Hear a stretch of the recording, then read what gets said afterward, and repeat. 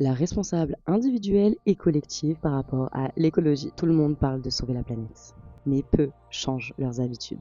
L'écologie devient une tension. Être responsable, personne n'est impuissant. Alors quand je dis ça, c'est avec des pincettes. Il y a beaucoup de personnes qui pensent qu'il faut aller à l'extrême de l'un ou à l'extrême de l'autre. On n'est vraiment pas gentil, on n'est pas dans de bonnes énergies, etc. Alors l'extrême de l'un, c'est de tout faire carré, de tout réfléchir, de tout penser. Écologie, c'est-à-dire papier, animaux, réduire la consommation animale, réduire les déchets, réduire l'impact qu'on a sur la Terre en tant que CO2, les transports, tout ça. Il y en a qui vont très très loin dans cette dynamique et c'est ok parce que ça leur parle. Il y en a qui vont pas assez loin que ça et c'est ok parce que ça leur parle. Ce qui est intéressant, c'est de se rendre compte qu'on a tous un impact. Des tout petits gestes du quotidien peuvent changer la donne dans le monde. Alors souvent, et même moi j'étais la première quand j'étais fumeuse, de jeter mes cigarettes par terre et dire ouais, une ou deux de plus c'est pas grave et ça fait plus de travail aux éboueurs. Bon, j'assume pas trop de dire ça sur les réseaux, mais c'est la vérité. En grandissant, je me suis rendu compte que avoir un petit cendrier, ok ça pue dans mon sac. Mais avoir un petit cendrier, c'est pas négligeable. Ou en tout cas dans des lieux publics comme la mer, la piscine ou des parcs. Parce que les problèmes sont vite arrivés. Un feu, un enfant qui marche dessus pieds nus, etc.